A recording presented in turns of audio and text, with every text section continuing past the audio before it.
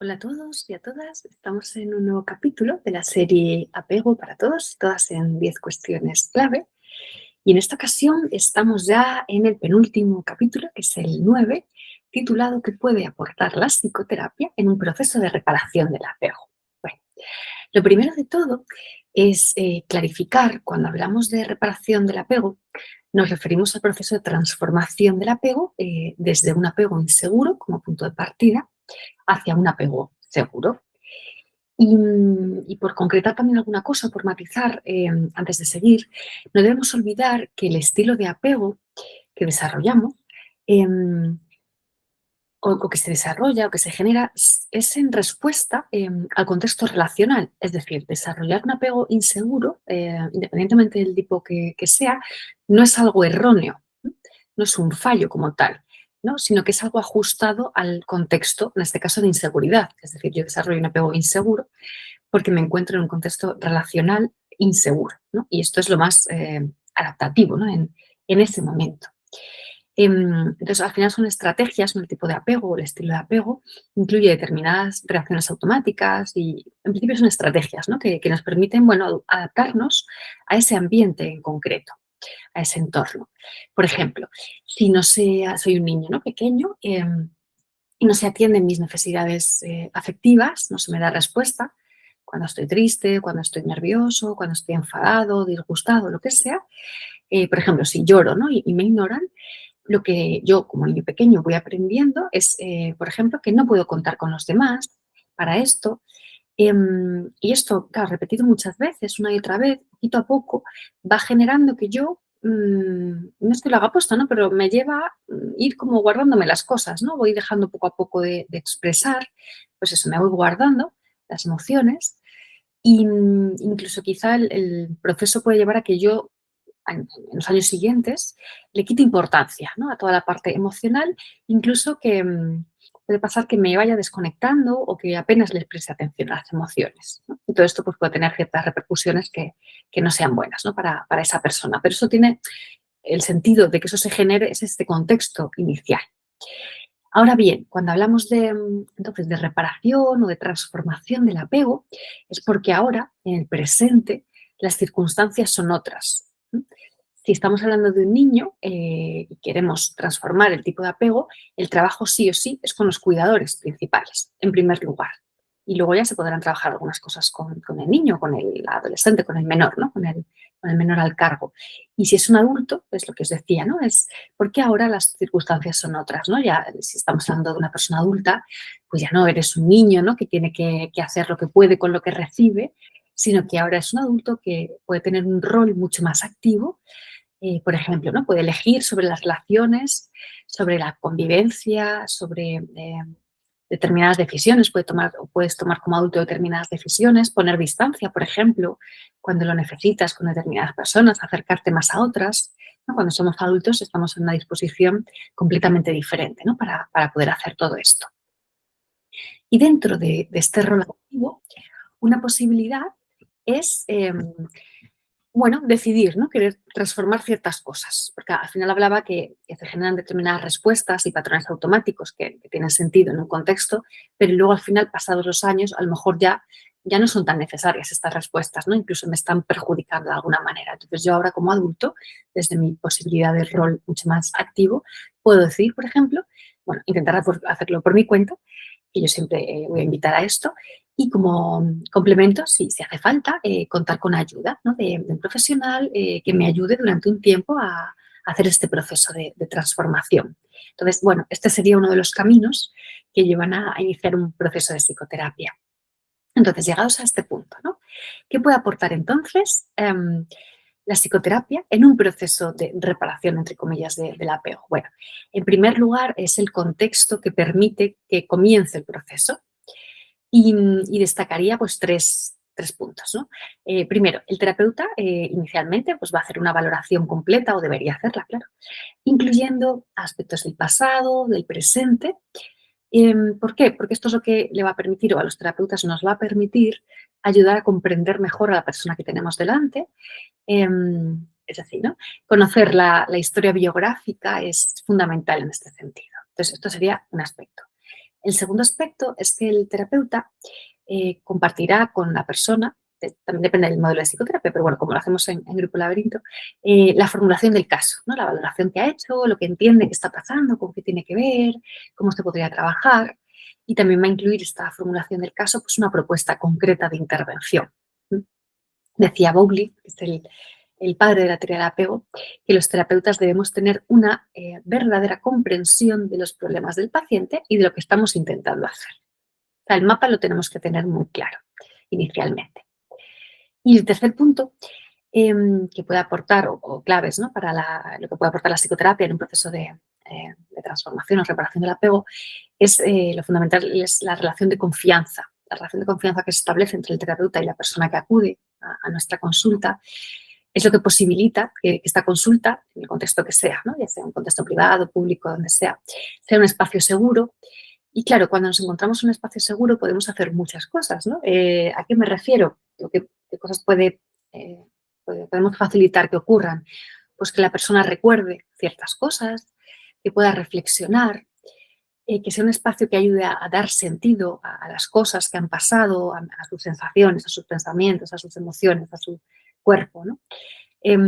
Puede ser un espacio que facilite también el tomar conciencia de los cuidados que esa persona recibió, que es lo que le pudieron ofrecer, ¿no? Cuando era más pequeño. También tomar conciencia de lo que quizá le faltó o hubiera necesitado y no pudo tener. Poder pensar, ¿no? Cómo se relaciona todo esto con el presente, con su forma de relacionarse con las parejas, con los amigos, con los compañeros, con los jefes, ¿no? También qué tiene que ver la historia o cómo influye en cómo ahora cómo me relaciono y sobre todo qué me activan los demás o qué me generan los demás.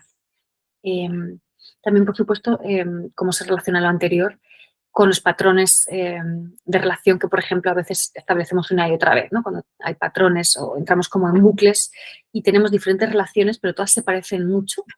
Esto quizá pasa más en las de pareja, pero también en otras.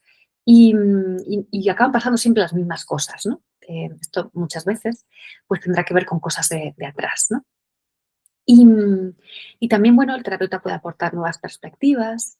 Bueno, hay una serie de procesos que se pueden dar solo si está este vínculo de confianza, ¿no? ¿Cómo lo vamos a hacer? Bueno, pues depende, cada terapeuta, ¿no? Tiene diferentes técnicas o modelos de psicoterapia. Nosotros desde el Grupo Laberinto trabajamos desde un modelo integrador, ¿no? Que incluye diferentes recursos. ¿Y qué cosas van a ser muy, muy importantes para que esto se pueda dar, ¿no? Este proceso y esta relación de confianza?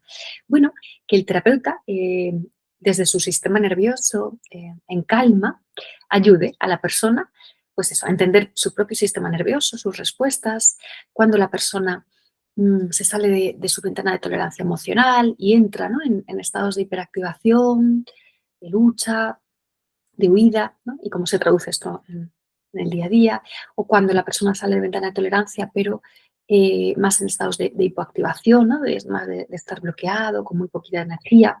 Entonces, según cómo esté la persona, vamos a ayudar a identificar estos estados y ayudar pues, a lo que haga falta, ¿no? Si está la persona más en hiperactivación, pues iremos ayudando a regularse, y si la persona está más en hipoactivación, ayudar más a conectarse, ¿no? Ajustado siempre al timing de cada persona, ¿no? Al ritmo que se puede en psicoterapia, que esto es muy, muy variable. Hay personas, por ejemplo, que tienen mucha dificultad para saber lo que necesitan, ¿no? O cómo están, o lo que necesitan, o las dos cosas, ¿no? Entonces, la psicoterapia se puede convertir en un espacio en el que trabajar sobre esto, ¿no? Hay personas que tienen dificultad para identificar lo que les hace daño, ¿no? O lo hacen ya cuando están como muy metidos en una situación y es más difícil salir. La psicoterapia se puede centrar más en eso, depende mucho, ¿no? Esto, como os decía, pues depende de la formulación del caso, de lo que detectemos o diagnostiquemos de alguna manera las dificultades, pues la propuesta va a ir como absolutamente personalizada para trabajar los puntos a mejorar, por decir así, ¿no? Que nos trae la persona. Y os decía que se pueden usar diferentes recursos técnicos o terapéuticos. Creo que hay varias maneras de llegar al mismo resultado por diferentes caminos. Nosotros, algunas de las intervenciones que más usamos en Grupo Laberinto para trabajar cuestiones de apego son el modelo sistémico, tanto en sesiones familiares de pareja como individuales, se va ajustando, por supuesto, y también la terapia MDR. Y bueno, creo que es importante, como terapeutas, para poder trabajar cosas de apego, primero, estar formados específicamente en apego, aparte de en otras muchas cosas. Es decir, si uno se forma solo en apego, creo que se quedaría corto, ¿no? Pero si te formas solo en otros modelos, creo que también. Creo que el apego tiene que ser, bueno, una base muy importante, pero tener más recursos, más formación, ¿no? Entonces, la formación, muy importante, y luego que ya no solo haber hecho un curso, ¿no? Que sería lo mínimo, ¿no?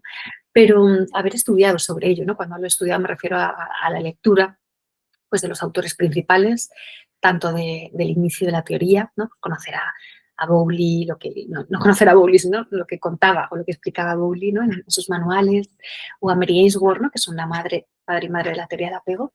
Pero luego hay muchos desarrollos posteriores interesantes y que yo creo que es, bueno, no sé si necesario, pero conveniente que los terapeutas los conozcamos, ¿no? Hay bastante bibliografía en la actualidad en relación a cómo trabajar cosas de apego.